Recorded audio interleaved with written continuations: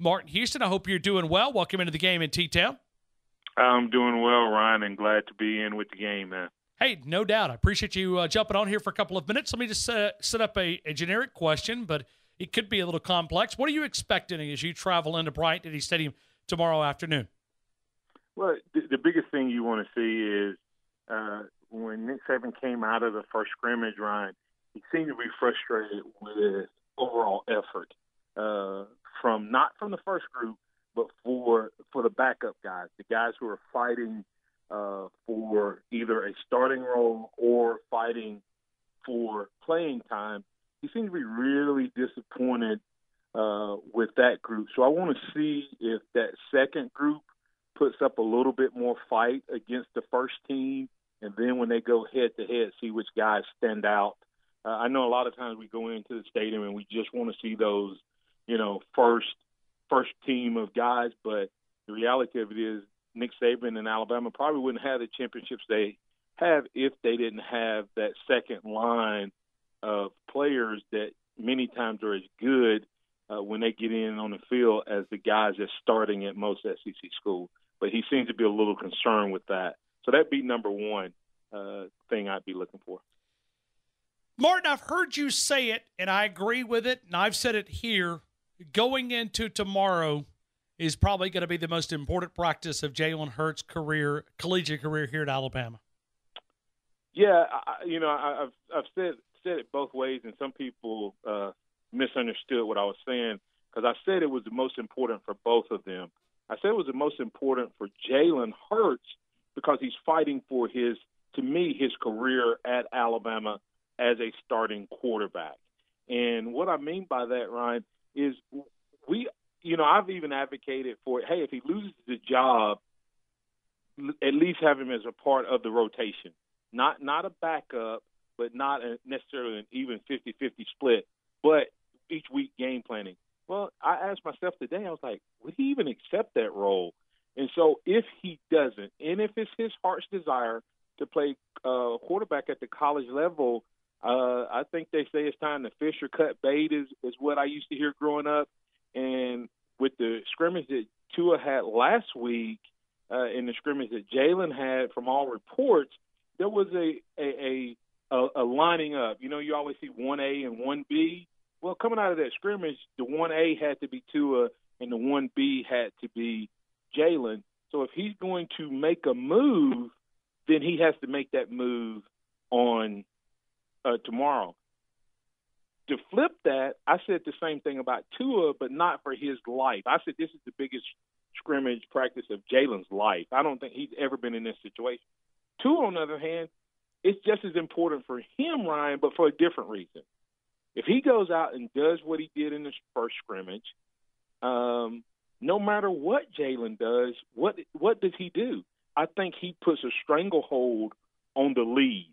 And barring some type of injury or some type of setback, you would think with the two biggest days being scrimmage 1 and 2, and then what you've heard about his consistency at practice, then he's done everything Nick Saban has said from the beginning of camp through the biggest scrimmage. Then it'd just be a formality of walking it out the rest of the way to being named the starter for the University of Alabama. So that's why I say from a positive standpoint, it's the most important practice of Tua's career.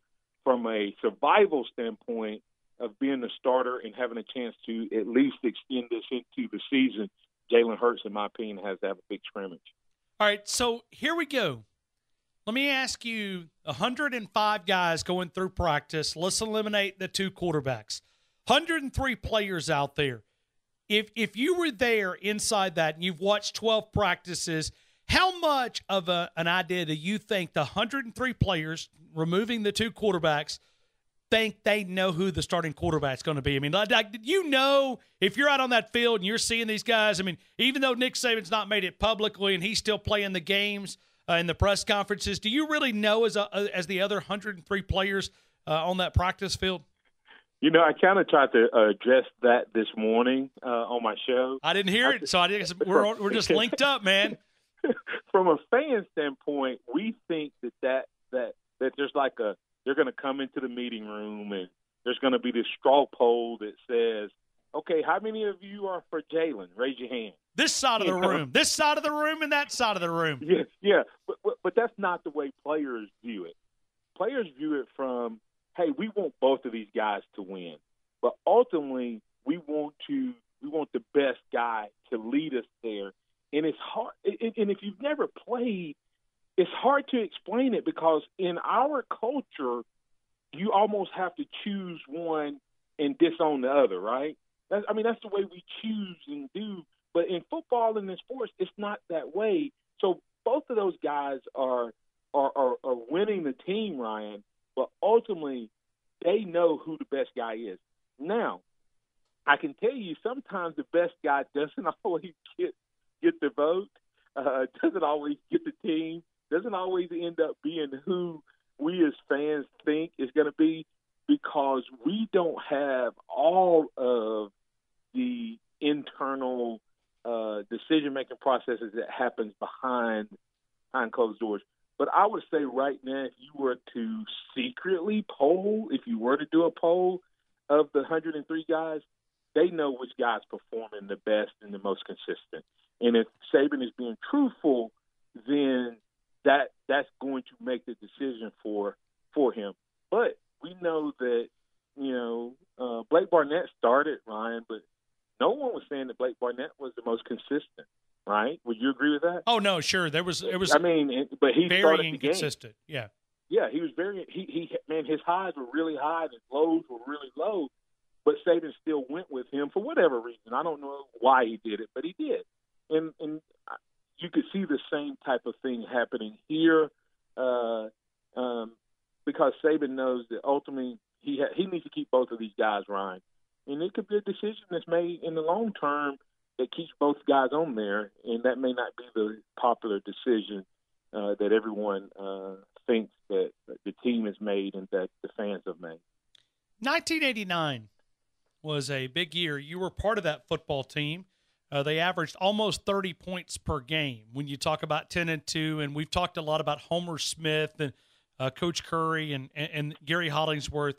When you talk about explosive offenses, that year comes up, 73 comes up. There's some other years that have been thrown around, but 1989 is one that comes up because we're expecting explosive offense. I mean, listen, if Jalen Hurts is the starting quarterback, he better be explosive because if not, there's a guy behind him that can get the job done. So whatever way, we're expecting a much better offensive production either way. So Jalen is the guy. This offense is going to be even more. So when we look at explosive offense, we've been talking a lot about the 1989 team that you were a part of. Yeah, Ryan, this is what I've always said. I think people have misunderstood me when I talk about Jalen. I've never thought that Jalen was the passer that Tua is. But there's a huge difference between being the passer Tua is and being a good quarterback. There's a huge gap. The guy's never started a game, and he's the Heisman favorite. I'd be an absolute idiot if I didn't think that guy was potentially the best passer to ever step foot on the field. But explosive plays needs to be defined. Explosive play needs to be defined. And Nick Saban, I believe, is redefining what explosive plays are. Because when Jalen Hurts takes off and runs for 40 yards, that's just as explosive as a 40-yard play. But if you want to have balance and have explosive plays, you need those 40-yard plays to come from the quarterback's arms and the 40-yard runs to come from your running back's arms. And that's kind of the uphill battle that Jalen is fighting. One guy said on my show this morning, he said, Kiffin saw his legs as an asset, but now Jalen's legs are almost viewed as a liability because you have a guy with an arm like Tua. And you're right. If Jalen wins the job, dude, that means that he has gotten better, in my opinion. There's the only way he can win the job is if he's gotten better. And if he's gotten better, hey, Alabama should go 15-0. If he hasn't gotten better, or if he's gotten better and Tua's just better, Alabama should go 15-0. And I'm talking about beat people, by 2-3 touchdowns, especially if this defense comes along. And I'm excited about getting to watch an Alabama offense. And this is the part, Ryan, that I don't think a lot of us have thought about. This is the first time under Nick Saban where you have a quarterback coach and an offensive coordinator that only has to worry about coordinating. And I believe that's going to give Loxley a unique advantage over any play callers we've had. When he's looking at the game, he's not just looking at did the quarterback do his job. He's watching the entire field, the entire scheme. And I believe that combination with Enos correcting the quarterbacks and keeping everybody going and all the other aspects of that change is going to add to what would already be an explosive offense under the old system. But under this new system, I think you're going to see record-setting performances from the running backs and from the quarterback. Martin, I want to go back to rolling with the tide. Something tells me that Coach Stallings, being the direct person that he is, he probably spoke to you directly, right? I don't think he did he talk through a press conference to his players, Martin? I can't recall ever being spoken to for the first time. You know, the Bible scriptures say in the mouth of two or more witnesses is a thing affirmed or confirmed. Well, if he was speaking to the media, it was after he had already spoke to us. All right, so here we go. And it's most of the time Nick Saban is as well. He's just reconfirming it, I guess, maybe through Rolling with the Tide, ESPN, because we got to remember that is a production that is scripted, and I'm sure it probably is filtered right through Nick Saban or somewhat of one of his right-hand guys to make sure that everything. Was there anything in that really grabbed you from the standpoint that we're looking at? Just maybe your overall take and something that maybe the take-home message from you.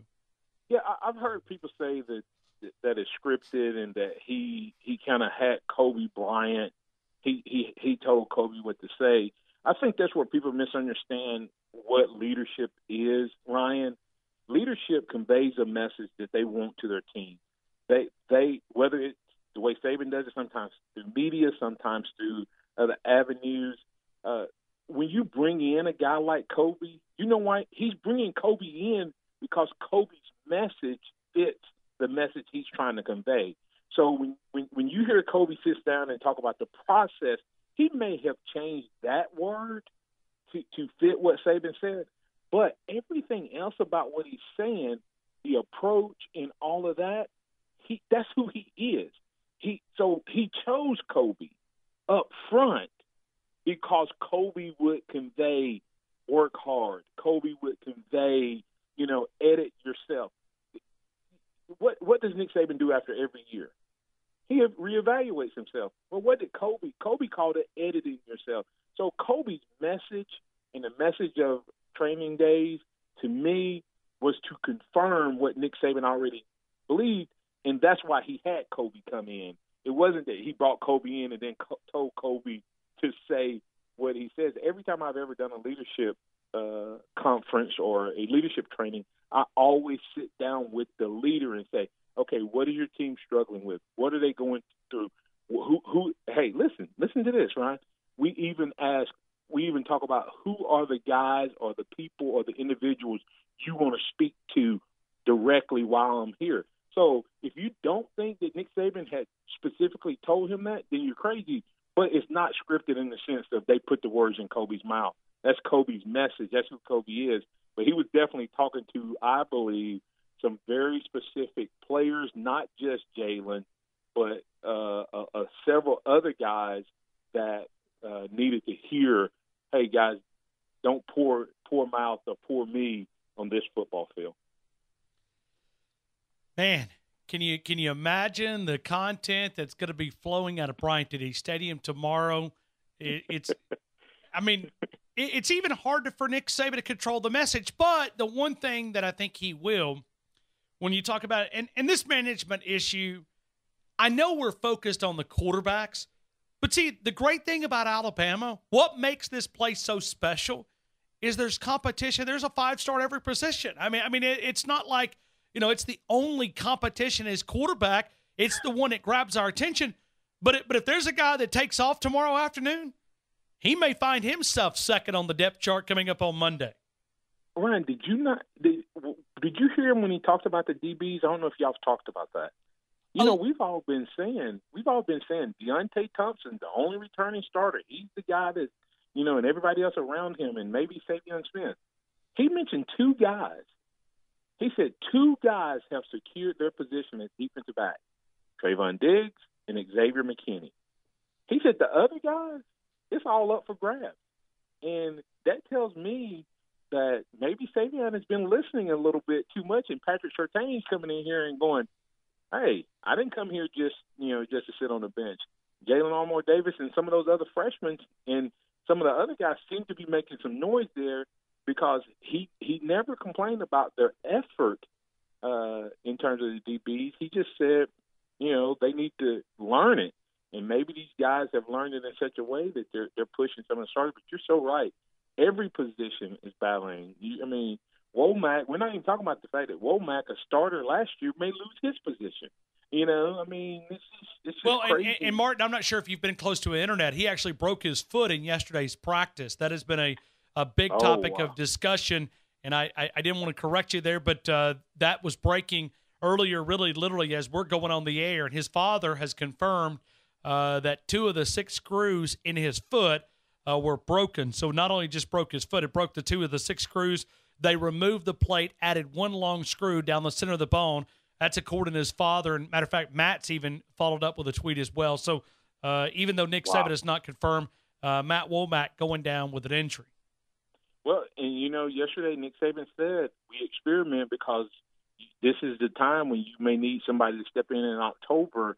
I believe they were experimenting for other reasons, but nevertheless, this is what I tell. This is why I tell all Alabama fans: listen, I know that Tua may be leading, but the quarterback race in every position on the football field, it's not just quarterback race, but all of them are like a Boston Marathon. There can be a guy in the lead who's leading the race, but until he crosses the finish line, you need that guy that's in second to believe that he can win. And the finish line is, for the University of Alabama, is not Louisville, it's not LSU, it's not Auburn, it's not the SEC championship, it's not the first round, it's the second round of the college football playoffs. That's the finish line. And the reason you don't want to count out a quarterback competition at this point is because you need that guy to still be believing that he can overtake that other guy right up until the last second of 2nd and 26. Because Jalen Hurts was the leader and the starter all year, but if Tua Tagovailoa had not been believing in continuing to chase and continuing to run like a Boston Marathon, until we cross that finish line, I can still overtake that guy.